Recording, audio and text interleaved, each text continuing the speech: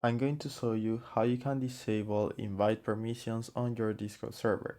So if you find this guide helpful, don't forget to subscribe and like the video.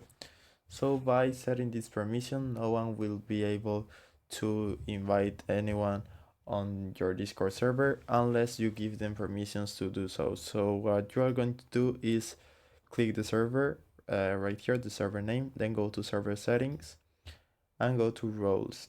So once you are here, you will see the different roles you have, and you need to click the role where you want to change this permission, or you can apply this permission to everyone.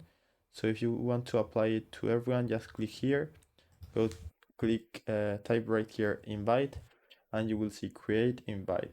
So if you disable this option, which is enabled by default, you won't allow your members to invite new people to the server.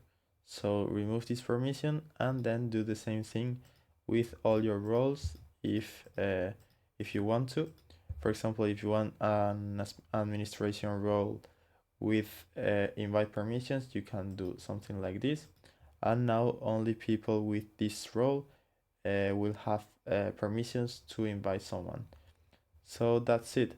Now, if they click here, they won't see the invite people option, so they can't create invite links. So I hope it was helpful and thanks for watching.